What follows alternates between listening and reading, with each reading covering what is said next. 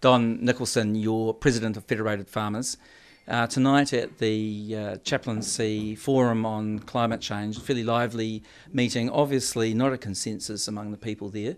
You held up your end of the wicket pretty well. I noticed there's a few things that came through in your argument. You talked about climate variation instead of climate change. Why is that? Well, I think the term climate change has permeated a climate of fear in people around the world, enhanced by Al Gore's movie The Inconvenient Truth. And I just think it's time to put a different slant on it. Effectively, climate variation is what we're dealing with in terms of the efficiency of the resource use I talked about. Global warming is obviously a concern if you look at the graphs that Andy put up. And, I'm just focusing on what I need to focus on, and that is what I know about. The term climate variation tends to imply that climates go up and climates go down and as a natural course of events. Do you see that there's a human contribution towards climate change, and to what extent, if so, do you see that? Climates do go up and down. We have known that for many years, obviously, and as I said earlier, I remember in the 70s, just before 1980, that we were worried about global cooling in this country.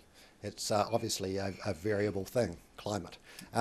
But human activity causing an effect on climate, the jury is out on it, because if you read some of the skeptics' books, what are labelled, people that are labelled skeptics, you do get the opposite view.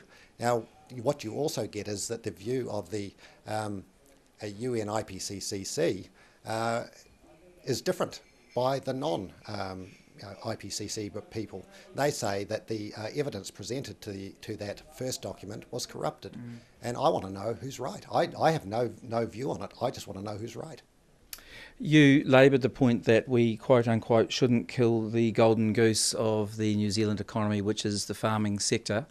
You also emphasised the need to emphasise research and development of technological solutions to the climate, the contribution of the agricultural sector to climate change. What do you see farmers as doing in the interim while we're waiting for that to happen on a bigger scale than it is? Well, currently the only tool around, there's two tools actually, and I only said one tonight. There's nitrification inhibitors. They don't work everywhere. Every part of the country has got different topography. There seems to be a view that all New Zealand is flat and we can do everything on the same farm, on every farm. Well, it just doesn't work that way. But what we can do as well is plant new types of plant species to feed ruminant animals that have different tannins in them, and that does start to diminish methane emissions, but they don't grow everywhere. That's another problem. There was talk tonight from one of the presenters about the way the banking system drives farmers into perhaps overrunning their land and to running stocking levels they might not want to run but have to out of economic necessity. Do you think there's anything that can be done in reform of the banking system or capital formation in the country? Look, there's a variety of economic decisions people make. Banks are part of that economic decision. Effectively, there is two schools of thought. One is increasing production. Chasing production is the way forward. Others are saying we should chase profitability. There is a tension between those two things, but I just value the people that are farming make those choices for themselves. You also talked about how farmers have borne the brunt of economic restructuring in New Zealand and felt there needed to be more equitable sharing of the burden, if there's going to be one, for reducing carbon emissions in New Zealand, or at least paying the price for it. How would you see that happening?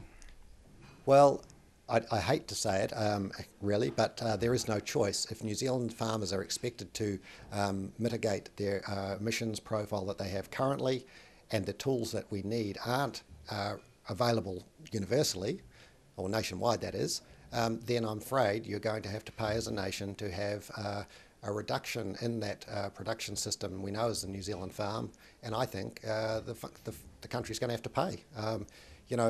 If you want to destock the country or you want to stop farmers producing something off the land, then you have to come with a checkbook. And in what sort of form would you see that taking? Well, it's already happening in the Taupo region. That are altering. They've got nitrogen capping in that region.